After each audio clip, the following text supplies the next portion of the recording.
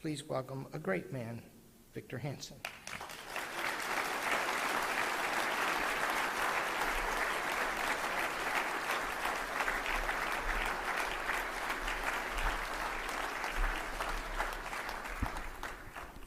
Thank you very much for that kind introduction. I'd like to talk about a book I've written on World War II that's coming out on October 17th called The Second World Wars, plural. But before I get to that, I'll speak for about 40 minutes, and I want to ask, because I know there's veterans here, and I'll open it up for questions. But the thing that strikes one about World War II is it was the most lethal period of 6 years in the history of civilization. More deadly than the 6 years of the bubonic or Black Plague of the 14th century, more deadly than World War I, more deadly than the Civil War, more deadly than any 6-year period in history. There are greater body counts by Stalin and Mao, of course, but it took them longer. So why was it so deadly? 27,000 people died every of the 6 years of World War II from September 1st, 1939 to September 2nd, 1945. Think of that. It's absolutely astounding. One way to look at the war, if you step back from it, is it was a war against the unarmed. So of the 60 to 65 million people who died in this 6-year period, 80% were not combatants. That had never happened in history. It was the first major war in which the civilian toll was much greater than the combatant toll. So we want to know what happened. Why was it so lethal? Well, ostensibly, we could reduce World War II even further and say it was basically a story of Germans and Japanese killing people who didn't have weapons. And that's the story of World War II. 27 million people in the Soviet Union were killed by the Wehrmacht, and another 5 million in Eastern Europe. And Japan killed about 3 million people in Asia and the Pacific and 17 million Chinese. Take that away, and World War II is not that unusual. That's important to remember in the context of the war, because we are so obsessed in our generation with Hiroshima or the bombing of Dresden or the bombing of Hamburg, and we forget that World War II was a story of Germans and Japanese killing people who had no weapons. Why was it so lethal, though? Aside from the civilian toll, why was it so lethal in a way that the other wars had not been? One of them was the world had never been more populated by 1939. There were 2 billion people living, so there were more people living and more people to die. The second was that there was not just nationalism or territorial chauvinism or even ethnic chauvinism, but there was an ideology. By that I mean that Italian fascism made Italy do things in Libya and Somalia that it did not do in World War I. And Nazism or National Socialism made the German army do things, and the German Third Reich do things that even it had not considered under the worst moments of Prussian militarism. And it made Japanese nationalism, fascism in Japan, do things that it had not done in the Japanese-Russian War of 1905 and 6. Take those players away from World War II, and you have a war, and the Soviet Union as well. The Soviet army committed atrocities, killed 2 million German prisoners, not as much as they lost, 5 million. The Nazis killed Russian prisoners, but they did things that the Tsarist army had never done. Take those ideologies out of the equation, and it was a pretty humane war if you look at what the American army and the British army did in comparison. But add fascism and communism and Nazism into the mix, and a lot of people being alive at that time, and people not being prepared for the advent of fascism in Russia and China, and you have the ingredients for 65 million dead. One final thing to remember is this was at a peak of Western technology that the world had never seen, and more importantly, we all have Western technology that has challenge, response, challenge. You have catapults, you build walls. You build bigger catapults, bigger walls. You have armor on a knight, then you can't penetrate, you get a crossbow. But at this particular cycle, the offensive was predominant. By that I mean the war started with biplanes, it ended with jets. It started with World War I artillery shells. It ended with proximity fuses, V-1 and V-2 rockets. It started with the knowledge of chlorine gas was used by the Japanese but not in Europe, and it ended with Zyklon B and the death camps. So the technological fury of 20th century technology explains a lot, and the fact that we were in an offensive cycle. We're sort of in a defensive cycle today where we have missile defense, we have the ability to shoot down incoming planes, we have body armor. All that in this particular cycle was not there. So it was much easier to kill people en masse in World War II, technologically, ideologically, politically, than it had ever been at any time. When I say Second World Wars, I refer just really quickly to two things. When the war started on September 1st, when Germany invaded Poland, followed 3 weeks later by the Russian Soviet invasion of Poland, people still referred to World War I, or what the British call the First World War, as the Great War. Nobody had envisioned this as any other thing than an intensive version of what Nazis do all the time in the last decade. They had gone and militarized the Rhineland. They had sort of stepped over the bounds a little bit in the Saarland plebiscite. They had the Anschluss, which was forbidden in Versailles. They had destroyed Czechoslovakia, and they went into Poland. This time, Hitler didn't believe that they would be declared war on by France and Britain. They did, but nothing really happened. So Hitler thought this is just another border war. And he prepared the Third Reich for that purpose. And what followed Poland, of course, was the destruction of Denmark, the destruction of Norway, later the destruction of the Low Countries, Belgium, Luxembourg, the Netherlands, France, and by April of 1941, Yugoslavia and Greece, and the Blitz against Britain. But all of these had something in common. They were all border wars or wars against neighbors. And for that, the fascist powers had been preparing for a decade nearly, and the Allied powers had not. What do I mean by that? I mean, empirically, if you look at the German army, 75% of it was still horse-powered. They were not so worried about gasoline for their panzers, they were more worried about pasturage and hay for their horses. The tanks that went into Poland had a 20-millimeter gun.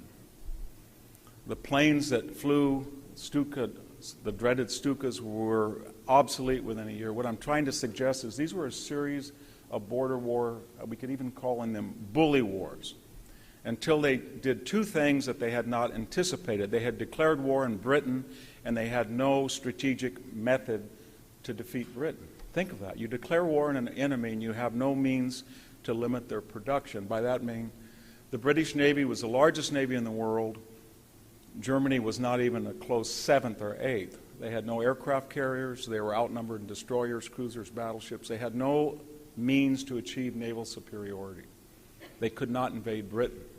They could not cut Britain off by sea, even though they had a very successful U-boat. They could not bomb Britain.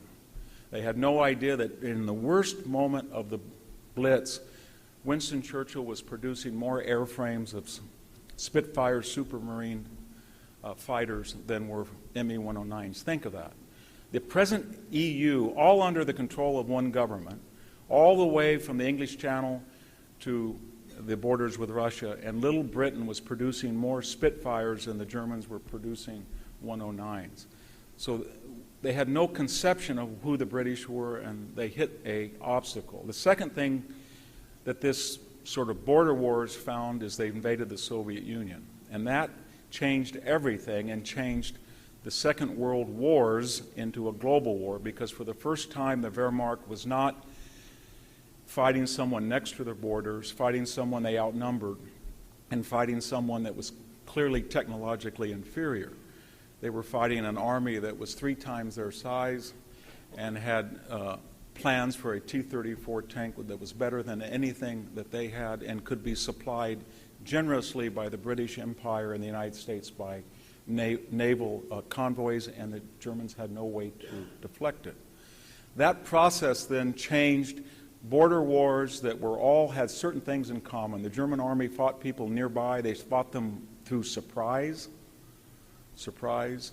and they had easy logistics, and they were numerically or they were militarily unprepared. And then they found out that Britain didn't quite fit that bill, the Soviet Union didn't quite fit that bill, and by December 7th, when the Japanese bombed Pearl Harbor, the United States didn't fit that bill. Then they got into a global war that they could not win.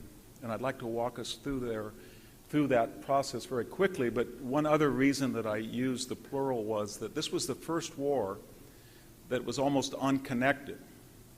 There were 2 billion people on the planet, and 1 billion people were actively engaged in the war, either fighting it or preparing to fight it industrially or in manufacturing. By the time the war ended, there was only about 8 nations that had not declared war on one of the two sides. But if you were in a U-boat in the North Atlantic, you had no experience of what a combatant was doing in the jungles of Guadalcanal. If you were 25,000 feet up in a B-29 over the Marianas taking off, you had no idea what Rommel's panzers were doing in North Africa. And it wasn't just that their theaters were so diverse, but the mechanisms and the methodology of fighting. You could be in a tank, you could be on the ground, you could be in artillery, you could be in a heavy cruiser, you could be in a high bomber.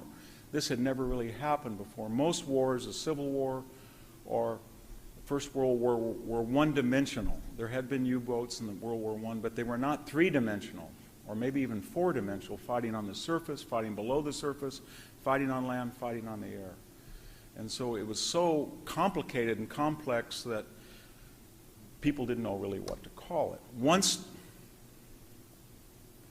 Germany invaded Russia, then the idea of border wars disappeared, and now we were in World War II.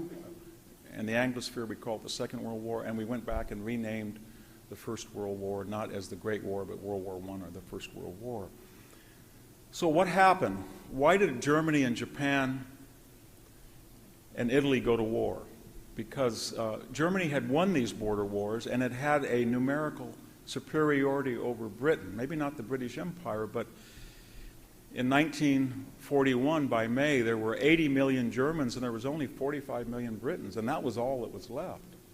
There was no other major power fighting the Third Reich or Italy except Britain, and they were outnumbered 2-1. And yet, in 6 months, Hitler managed to change that equation, that even with the addition of 78 million Japanese, he was going to be outnumbered 2-1. So he went from outnumbering his enemy 2-1 to being outnumbered 2-1 once he brought in 300 million Russians and Americans into the fabric. So why would he do such a stupid thing? When you ask why people start wars, there's always the superficial reason. What started the fighting, and why did somebody existentially or theoretically wanted to go to war? Well, Hitler went into Poland, and he went into these countries, and he went into the Soviet Union because no one had stopped him. He felt that the United States was isolationist. Britain had been appeasing in governments prior to Churchill, the Soviet Union to be colluding. He didn't think anybody would really want to expend treasure and blood to stop him, or if they did, they had seen what he had done against weaker powers, and they were intimidated. He was quite right. People in the United States, Charles Lindbergh, people in the Soviet Union said Stalin went in some type of catatonic fit for 2 weeks. People really did believe that the Wehrmacht was unstoppable. They were not empirical.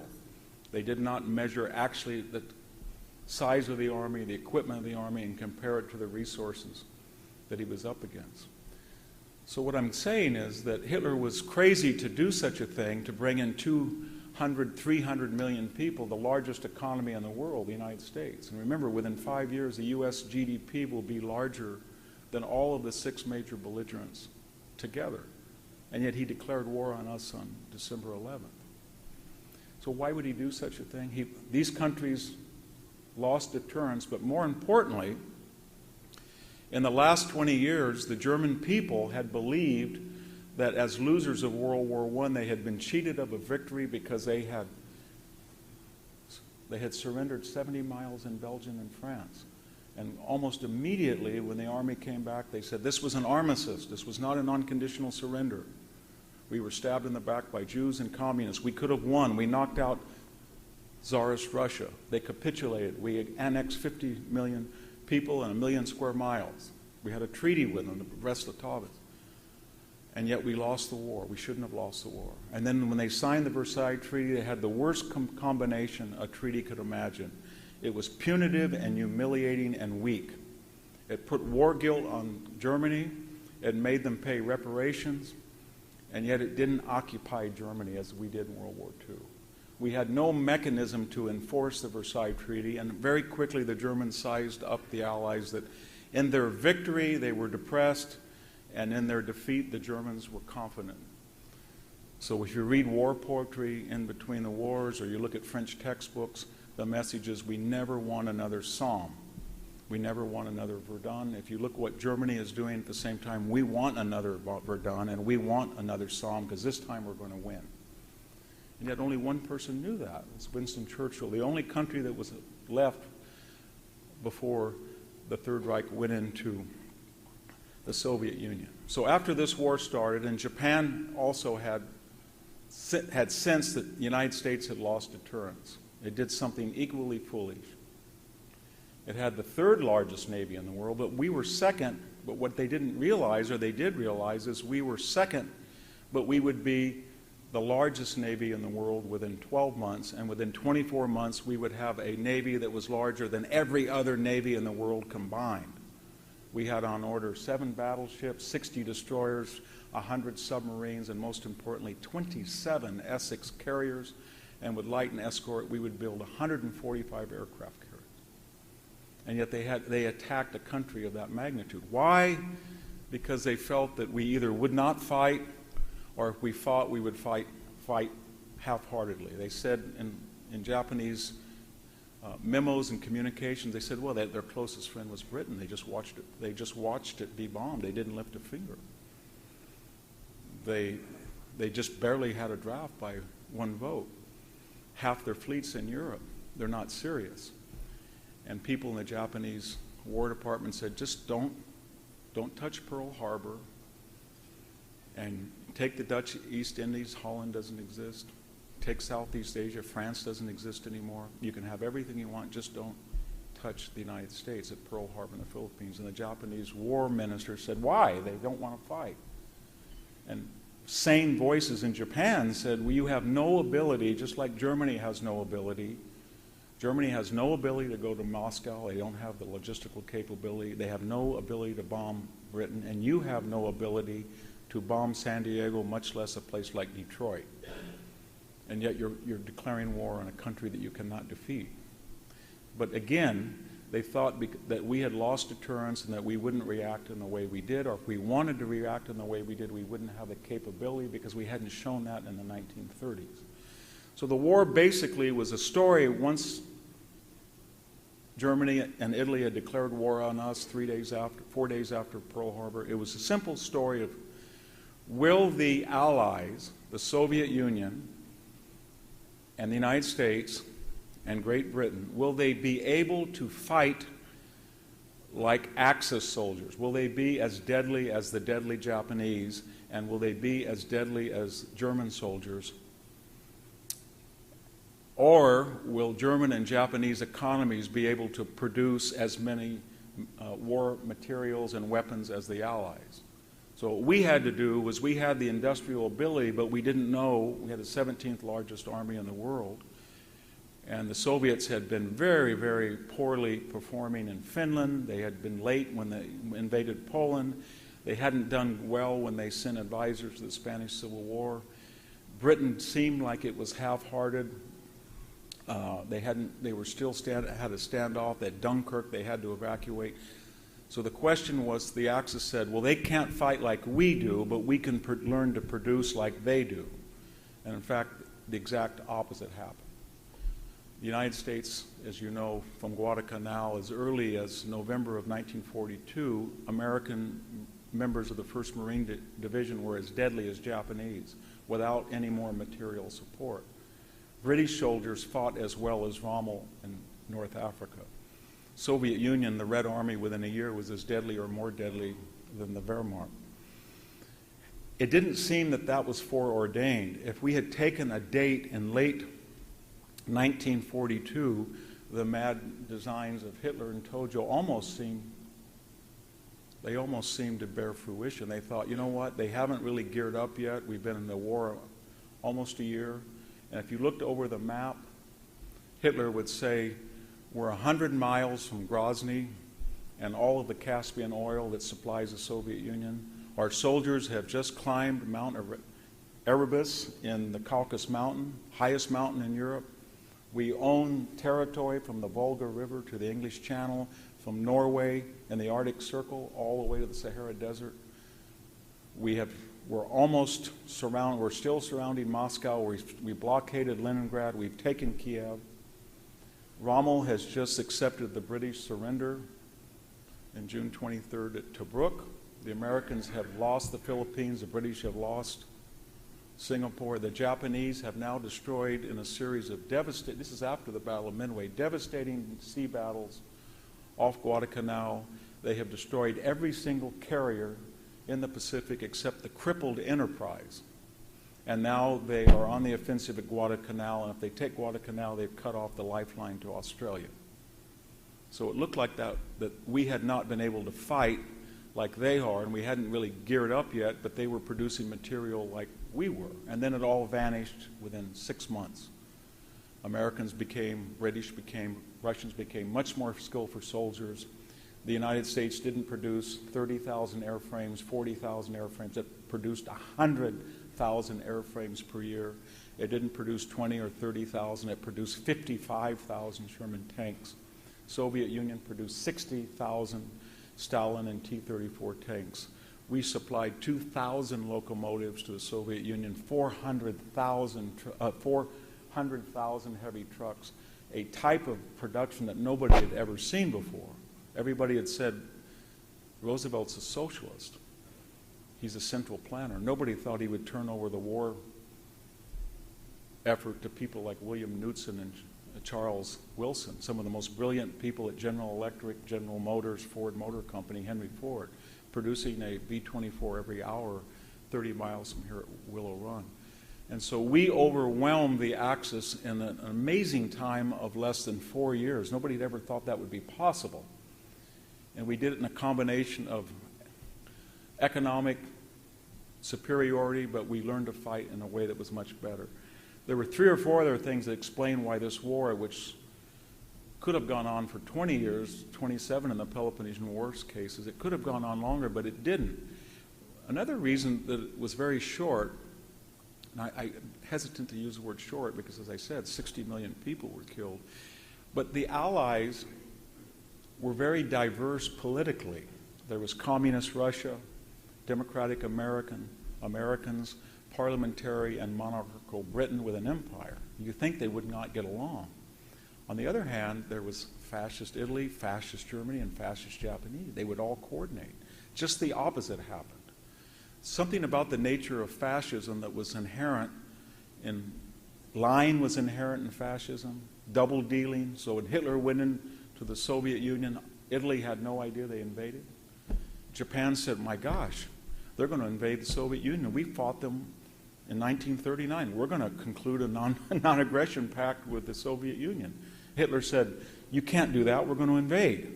And they said, you did it to us when we were fighting. And then Hitler said, well, don't get mad at me for going to the Soviet Union. You never told us you were going into Greece.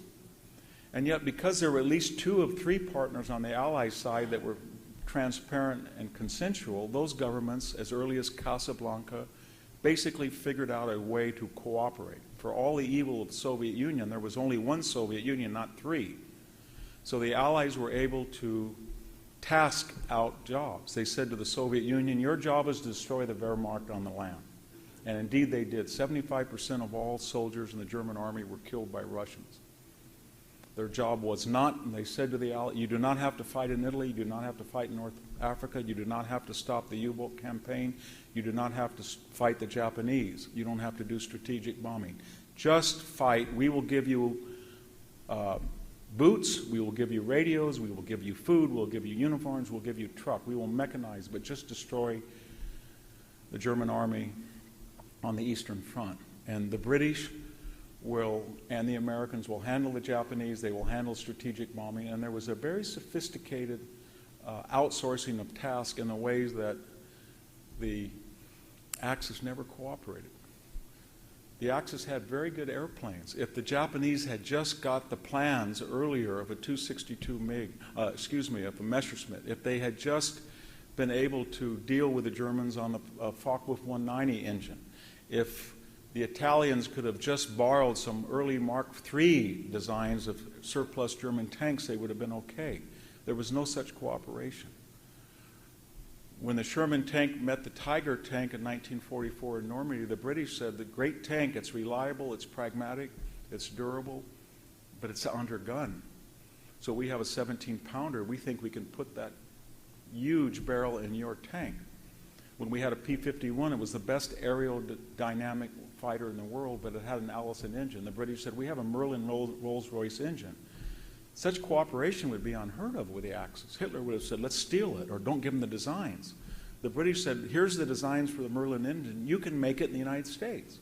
And it upped the speed by 75 miles an hour. It made the best fighter in the world. That was very important that there was this cooperation. There was another thing as well that was quite different from the two sides that explains this inexplicable victory so quickly, that the bullies lost, and as I said, once the war got global, they lost in 4 years. And another reason was the attitude toward war production. The fascist powers had a 19th century idea that morale, elan, battlefield prowess would trump logistics, materiel, and there's something to that, as you know, through military history. But the Allies were far more pragmatic. So if you wanted a tank, the Germans said, well, a Sherman tank is not very good. We met it. It's got a 75 millimeter, even the 76 millimeter gun can't penetrate either a Panther or a Tiger. It's only got 3 inches of armor. Ours have 6. We can blow them apart at 2 miles away. And the Americans said, in answer to this, maybe so, but not if there's 1 Tiger or 1 Panther on the battlefield for every 6 Shermans. And you just bypass a German tank and let the Air Force deal with it, and you attack infantry that have no tanks. Or they said, well, we have to go 3,000 miles, so we have to pick up a tank on a crane and put it in a ship. It'd be nice to have a 60 or 70-ton King Tiger, but what would we do with them? We couldn't even pick them up and put them on ships. They wouldn't fit. And then they said, the designers of the Sherman tank, we've got a Chrysler engine. You can go 10 hours for 1 hour of maintenance. Tiger tank can go 1 hour for 1 hour of maintenance. You can take out a Sherman transmission in 3 hours. You have to take the Tiger tank's transmission from the Ukraine and put it on a rail and send it back to the factory, Porsche factory in Germany. So there was this idea that we're going to be practical. We don't have to build the best weapons. They have to be reliable and they have to be durable. And integral to this philosophy is we're not going to be addicted to the idea of gigantism. That's the age-old idea that a weapon is good if it's big. Sort of like Demetrius the Besieger built this huge Heliopolis to take Rhodes. Took so much capital and labor and it fell over. And that's what the Japanese did. They said, we have the largest battleships in the world, the Yamamoto and the Musashi, 71,000 tons. They were the largest warships until the 1960s when U.S. aircraft carrier exceeded that tonnage. Those two ships together sunk one of 145 American carriers. That's all they did in the entire war. They call it the Hotel Musashi because it was so expensive to get out of port. It had an 18-inch gun. It could fire 27 miles, but Americans could blow it up at sea very easy with a carrier, and that's what happened to both of them. The Bismarck and the Tirpitz were wonderful ships. In fact, in an old-fashioned battle, as you know, the Bismarck blew up the hood and disabled the Prince of Wales, and that was it. It was quickly sunk. The Tirpitz, the most expensive ship that Germany ever built, they could have built 25 destroyers or 30 U-boats or 5,000 priceless 88-millimeter anti-tank guns, and yet they built the Tirpitz, and it fired one salvo in anger the entire war. They had a weapons program that was the most expensive, we thought, $1 billion in dollars the V-2 and the V-1 rocket programs. V-1 was a simple cruise missile. V-2 was basically an intercontinental missile. Those together terrified Britain. They killed 11,000 Britons, the two programs together. But the cost to deliver a pound of explosive was 30 times more expensive than a lumbering Lancaster or B-17. We burned down the cities of Japan and Germany very cheaply, if you can be so grotesque, and they spent all their money dreaming of a vengeance weapon that did almost no value at all. We had $2 billion weapons programs. The B-29 program, in 14 months we built a bomber. It had 20,000 rivets in the cone alone. It had over 150,000 parts. It was the most complex bomber in the world. But it destroyed 65% of the urban core of Japan in 4 months. And we had a Manhattan project that after Nagasaki and Hiroshima, along with the bombing, it forced Japan to surrender. So our idea of weapons programs and spending large amounts of capital were not in obsolete dinosaurs that were battleships or rail guns. Germans had 7,500 men at the, manning a Gustav rail gun that shot a 400 millimeter projectile into Sevastopol, and it could do that about 120 times, and you had to change the barrel. Finally, they were of no value. They represented about 7,000 88 millimeter platforms that were not built. So that American practicality and British practicality, even Soviet, was much different than the world of fantasy that Mussolini, Tojo, and Hitler lived in. That, too, was a reason that the war ended as quickly as it did. And finally, you could argue that the German and Japanese generals, General Hama or Yamaguchi or von Bock or von Rundstedt or Guderian or Rommel, were comparable to Patton, comparable to LeMay, comparable maybe to Nimitz and Halsey, and you can make that argument. But you cannot argue that Hitler, Mussolini, and Tojo had the strategic knowledge that Stalin, Roosevelt, and Churchill did. The big three did not do things like invade China and find themselves in a quagmire of 12 years that would eat up 1 million soldiers. They did not in 1944, when they were losing the war, invade Burma and try to go into India. They did not do something stupid like invade the Soviet Union without any knowledge that there was such a thing as a T-34 coming off. They did stupid things. They lost Tobruk, they lost Singapore, they lost Corregidor, but these were all manageable and correctable. They did not, and why didn't they do it? Because Roosevelt and Churchill did not say, I want to do this. If Churchill said, I want to go in something stupid, and I want to go into Rhodes, or I want to attack the Ionian Islands, people in a consensual society said, don't, and they hashed it out.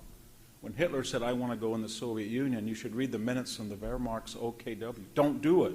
But they didn't tell him that. He could do whatever he wanted.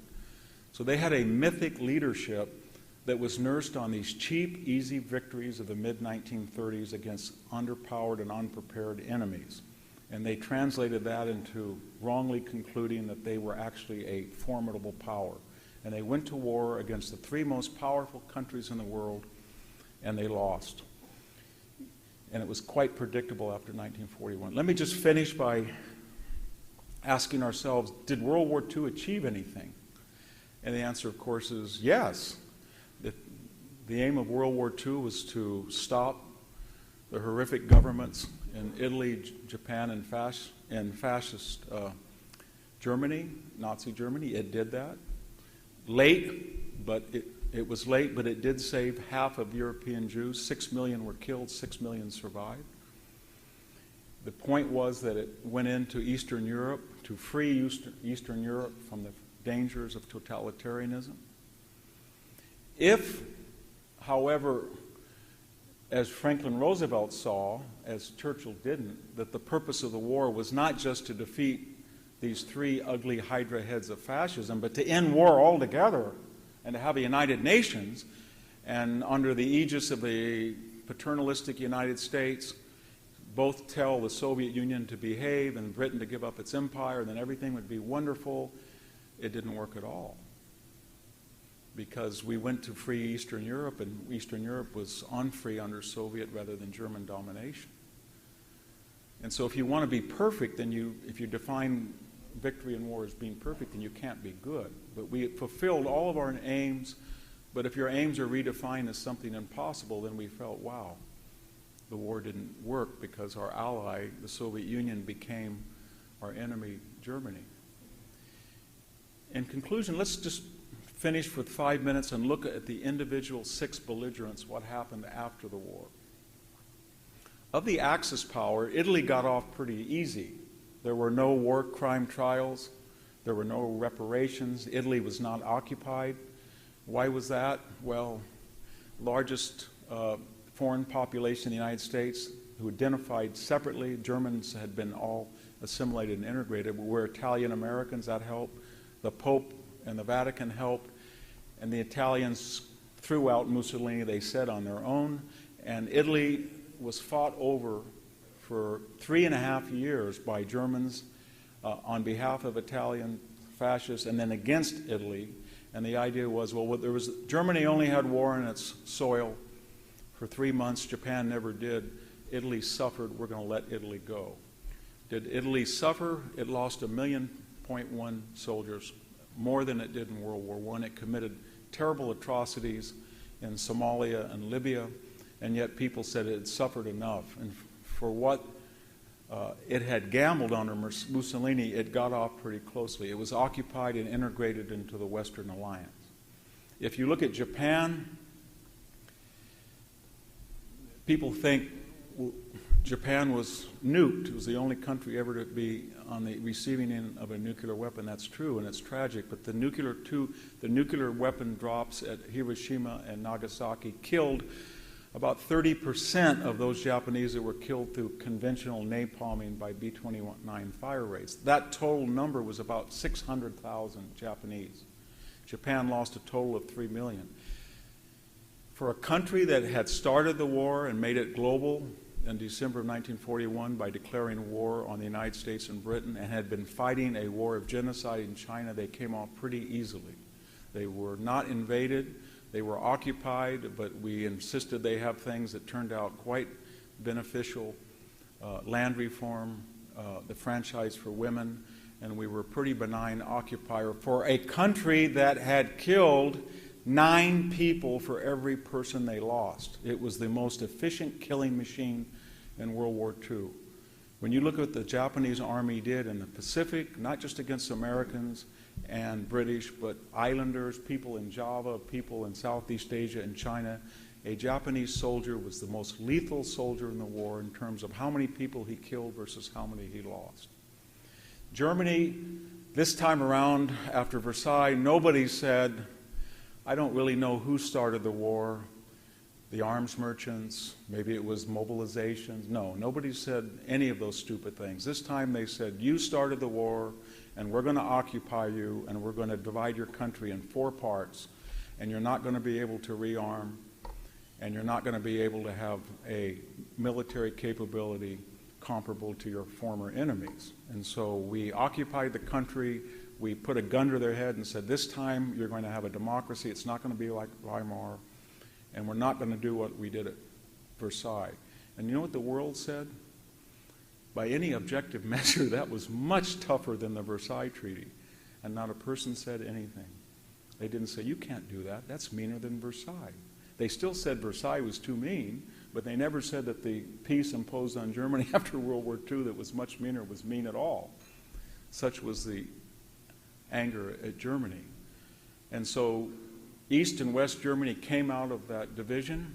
We incorporated it in NATO, and it became part of the Western Alliance. Today we see that much weaker economies and smaller populations in France and Britain have nuclear weapons. Germany doesn't. And that's for a reason, isn't it? And I would say that one of the formulas, after looking at these Axis and Allied soldiers, one of the formulas, I want to get to the Soviets and the United States to conclude, but one of the formulas after World War II was incorporated in NATO. The way to keep the peace is not to have the United Nations necessarily, it's to keep Russia out of Europe and the United States in Europe and Germany down. And today, if you look at that formula, as long as the United States is engaged with alliances and balance of powers, it's able to preempt situations that would lead into global wars. As long as you have a country like the Soviet Union, by extension, China, that can be contained, those totalitarian or autocratic governments that have large populations and territories will not start a global war. And as long as you can have a very dynamic country like Germany with a very checkered history, you're okay. And some of you are going to say, well, I'm German American, how can you say that? And I can say that after just coming back from Germany and the Czech Republic, I heard this from Germany's neighbors. Germany's back. They're telling everybody in Eastern Europe that we have to have an immigration, suicidal immigration, just like they do. People in Southern Europe said they're running a mercantile system where they artificially lower their Deutschmark under the guise of using the euro, and we're in hock to them the rest of their life. And people in Britain are saying they don't have to be so punitive on the Brexit. And the reason that that's not going to translate into a world war is that they're disarmed and they have two nuclear neighbors, France and Britain, that are not going to let them arm again. So that formula after World War II kept the peace, and it's a tribute to the geniuses who crafted it, Churchill and Roosevelt, especially Anthony Eden, people like George Marshall. And finally, how did the United States and the Soviet Union and Great Britain do?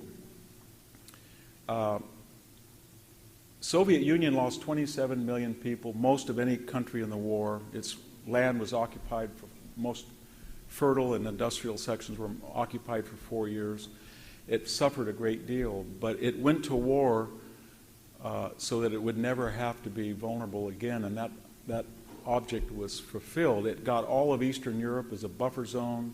It broke every agreement that it had made with the Allies about free elections in places like Poland or Hungary or Romania. It never gave the Baltic states back. It kept territory it had stolen from Finland. So in the communist way of thinking, the war to free, as I said, totalitarian control of Eastern Europe ended up guaranteeing it, and the Soviet Unions were quite happy with that. We should note in passing that of all the 6 belligerents, the Soviet Union in World War I made a deal with every other belligerent. They had cut a non-aggression pact with Germany and Italy. They had cut a non-aggression pact with Japan. They cut an alliance with the United States. They cut an alliance with Britain. And they basically broke all of their agreements with our allies that saved them, and they never broke one agreement with their Axis that tried to destroy them.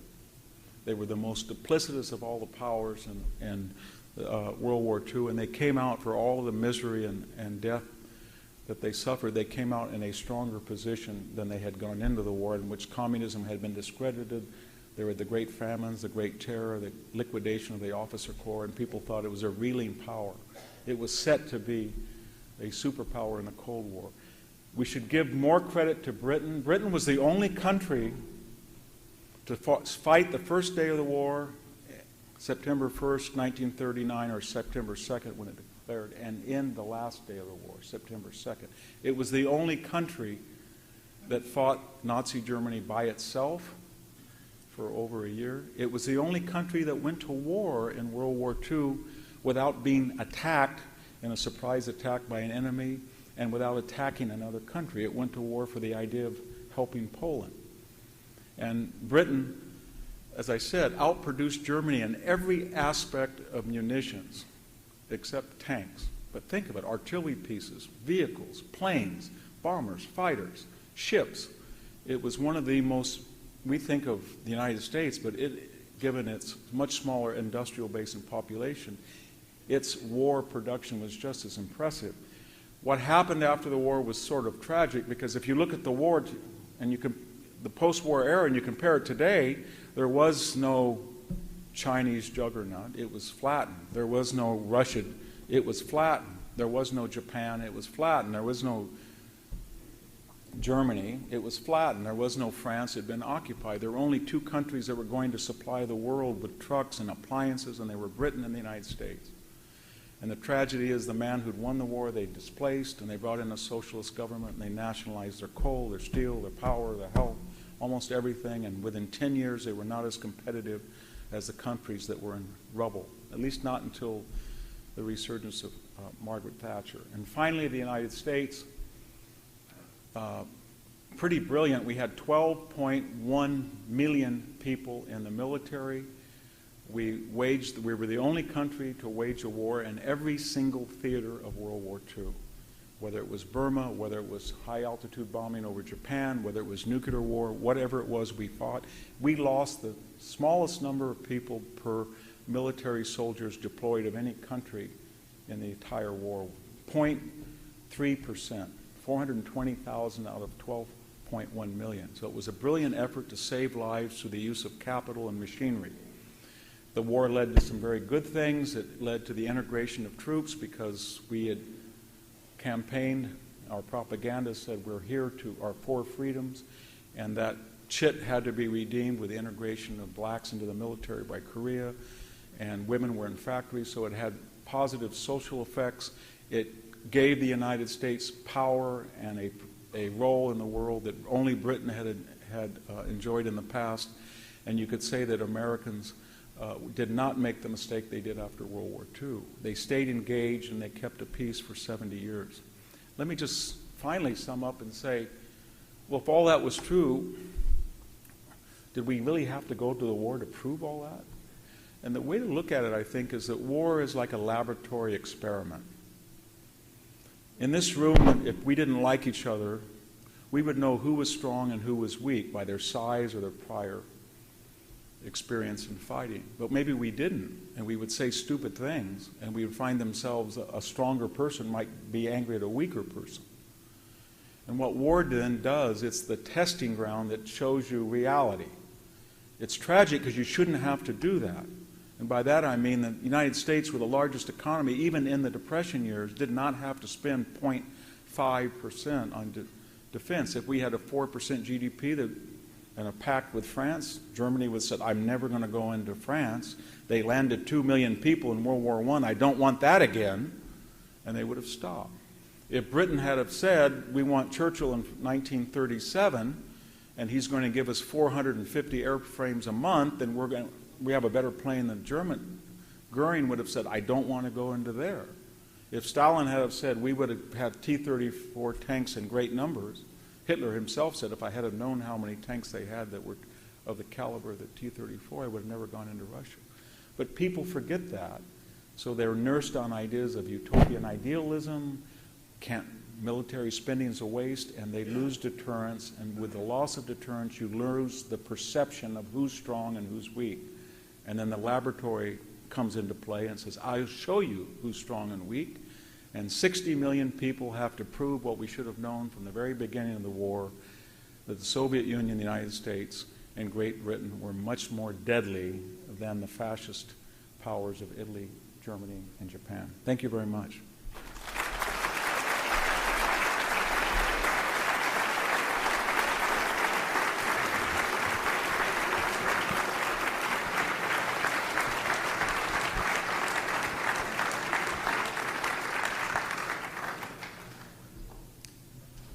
We now have time for a few questions. Please raise your hand and the speaker or microphone will be brought to you.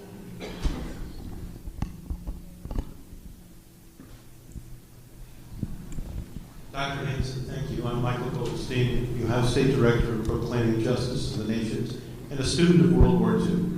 I have a question about the Japanese strategy.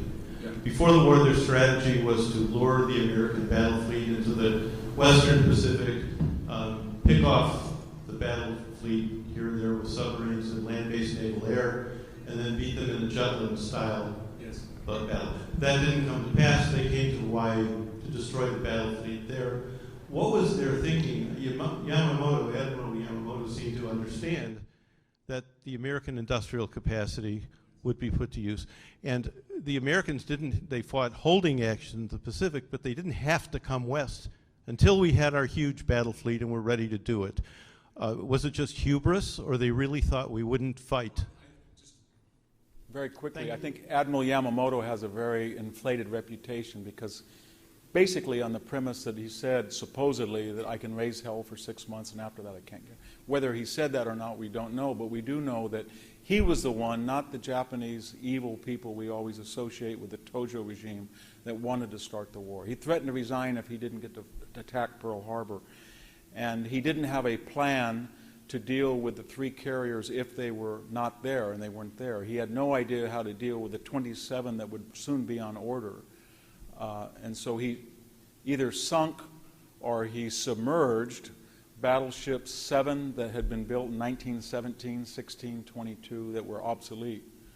And that's not a good way to start a war against the largest economic power. So what I'm getting at is, if you ask Yamamoto today, after Pearl Harbor, what's next? He would say, well, I've crushed their battleships so they won't fight. They're humiliated the way that we did to end the Japanese-Russian war. And that's about the limit of his strategic thinking. I don't know why we ordered an assassination attempt on him in 1943 that was successful. We killed him with P-38s, long-range fighters, because if we had left him in, he would have done even stupider things. Because his strategy at Midway was absolutely insane. He split his forces up, and he had a huge advantage in carriers, cruisers, battleships, and he wasted those assets in Alaska. So he was not a strategic thinker. Sorry I went a little bit long because I did want to have more questions. Yeah. In a similar vein, watched the movie Dunkirk the other day. Don't know if you've seen it or. Yeah, I reviewed it. What about the? I'd read that there were actually the Germans were surrounding the British and French, but just sat there for 3 days. Yes, they did. Because Hitler would not give them the go. What's your inclination to think about why that was done? It depends on whether you want to hear a conspiracy theory or what happened. The conspiracy theory is that Hitler was going to stop the certain destruction of British and French forces, and as in return for that token of magnitude, Churchill was going to say, okay, we appreciate what you've done, and the British monarchy, some members of the monarchy, some aberrant members, and the aristocracy want to cut a deal. That did not happen, I think. I think much more likely is the German panzers had gone through the Ardennes, and they had been fighting for 6 weeks. We forget, we just say the fall of France, they were wiped out. Germany suffered about 200,000 casualties, and they lost somewhere between 30 to 40,000 dead and missing from the French and the British in their wonderful defeat, and they were completely exhausted. That was one reason, and they were re-equipping, and they thought that the U-boat presence and the presence of the Luftwaffe gave them superiority over the Channel, and Britain did not have the wherewithal to get the men out. So they said, we want to rest, we want to re-equip, and then they're not going to go anywhere because we have air superiority. And the British don't want to go into the waters with U-boats. And so they waited 3 days, and that turned out to be quite stupid because the British were much more resourceful than the Germans thought. And then the final thing to add to that is that Hermann Goering was not a Downey or Hap Arnold. And so he was one of the most incompetent members of the Reich, and he was the commander of the Luftwaffe, and he assured Hitler that his Luftwaffe could handle, could achieve not just air superiority, but air supremacy and wipe them out at their choosing. And he didn't realize that not only were British fighters better than the 109 with good pilots, but even French fighters were as good, some of their models. And so they fought very effectively. They took a terrible beating, but the Luftwaffe would lose over France about 1,500 fighters over the fall of France and another 1,600 over Britain, so that when they went into the Soviet Union, they were 3,000 planes short. So we talk about the Blitz or the cowardly French, but we don't realize that their contribution in air power damage to the Luftwaffe may have saved the Soviet Union. Any other questions? A few years ago, Pat Buchanan wrote a book called The Unnecessary War. Yes. To the extent, I think he meant that if Hitler had been stopped sooner enough, the war would not have been fought. Do you recognize? Yeah, I reviewed that book as well on YouTube. Very strange YouTube. Christopher Hitchens and I were supposed to debate that book, but we ended up agreeing that this thesis was not persuasive. Because there had been a movement, it's very logical, and it said Stalin killed more people than Hitler has, And he's got a dynamic ideology that transcends race and religion, communism. Hitler's ideology is confined to Aryanism. It's not going to appeal to people in Burma or China. So let him fight it out.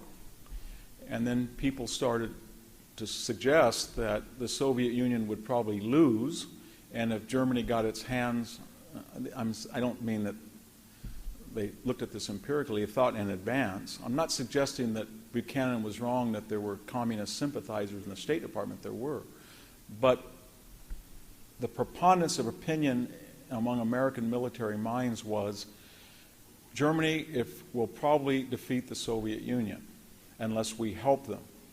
And we can give the Soviet Union areas, we can help areas that allow to free them up to do what they do well. And they do two things well. They build guns, artillery, and they build tanks. They can't make boots, they can't make radios, they can't make aluminum, they can't make locomotives. We'll do that and specialize the economy. And that will wear out the Third Reich. And that is why 27 million Russians died and 405,000 Americans and 385,000 British. So we said we're going to use Soviet manpower to blunt the Third Reich. We have to remember also at the time there had never been an army. I said that it was incompetent. Maybe it was logistically, but not the German soldier. Even on the Western Front in 1944, after they lost 3 million men, they still killed 1.5 Americans for every one they lost. And they killed 7 Soviets for every one they lost. So they were a deadly, deadly force, the German soldier, and thank God for the Red Army that dealt with them. And then we had to, not that it was such a brilliant policy afterwards, because I said we empowered the Soviet Union, but we had a bad and a worse choice, and I think we took the bad choice. Thank you. Any final question? Okay. Oh, one more? Yeah.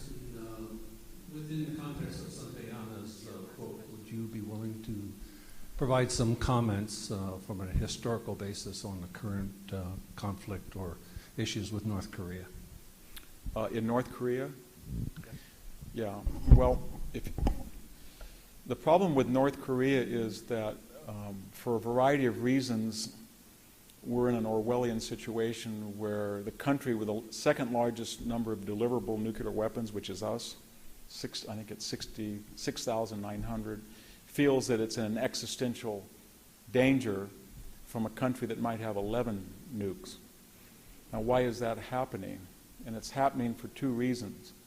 We have lost conventional deterrence because over the last 10 years, whether it was the skedaddle from Iraq in 2011, which created ISIS, or it was the fake red lines in Syria, or it was the bombing and going home of Libya, I don't know what that was about, or it was the tough talk about Ukraine and Crimea, or whether it was the 5 deadlines we gave to Iran. I'm not suggesting it was smart or stupid to go into these places. I'm just saying it was very stupid to threaten people without consequences. So North Korea said to itself, they have no deterrence. We're not worried about them. And then secondly, they posed as if they're unhinged. That's a value in nuclear poker. In other words, we're not subject to deterrence because we're so crazy we're willing to eat grass and lose our cities to get Portland or Seattle. And we know that you'll do anything not to lose Portland or Seattle or San Francisco or LA. So we needed missile defense. And if you look what William Perry, the Secretary of Defense, said under Clinton, he said, we could build a very expensive anti-ballistic missile system, but the idea that North Korea would ever threaten us, the continental United States, that's absurd. He said that in the 1990s. Bill Clinton made fun of Star Wars and canceled it. Barack Obama on the hot mic with the outgoing Russian president said, I'll be flexible about missile defense, i.e. I'll cut it if you tell Vladimir to behave until I get elected. So we lost the chance to have missile defense, and we lost the chance that we're capable of anything and anything at any given time, and the result was that China's patron that basically supplies the technology and the capital to North Korea said, go ahead, we enjoy what you're doing. Every once in a while say you're crazy, then threaten the United States, and meanwhile we can go on to our policy of bullying Taiwan, South Korea, and Japan. So North Korea is a big asset for China. What do we do about it now that we don't have missile defense and we're not likely to do a preemptive strike? I think we have to really talk about things that are now favorable because they're not nuclear war. If nuclear war is a specter, you want to do anything but that. I would expel every Chinese member of the Communist Party. I would expel him from the United States if he's here. I would expel their children from all U.S. universities. And believe me, if you go to Stanford University, the number of Chinese nationals that are there is quite amazing. And I would suggest that if Japan and South Korea want to go nuclear, that's a decision that they're going to make. And then China would look around and say, wow, do I really want nuclear South Korea, Japan, Taiwan, maybe to join nuclear Russia, nuclear Pakistan on my borders with a nuclear Iran? That's not such a good scenario. So we've got to be creative and think the unthinkable if we don't want to go to war. But China is responsible for it. And finally, all of this talk about Russian collusion, it hasn't proven anything, but it did prove one thing. We lost a valuable Russian card. They have the largest number of deliverable nuclear weapons. They can be very effective in joining us on sanctions and blockades. They can get out of our way in the area. They have an 18-mile border with North Korea. We could have made an argument, do you really want a thermonuclear weapon going off near your border? And yet we've lost all influence with the former Soviet Union and Vladimir Putin. So we've got to work on that because we've got to say, look, you've got to help us with China because you don't want these nuclear countries that are democratic, pro-American, and next to your border having nuclear weapons. So those are the lessons. It's deterrence, deterrence, deterrence. Thank you very much.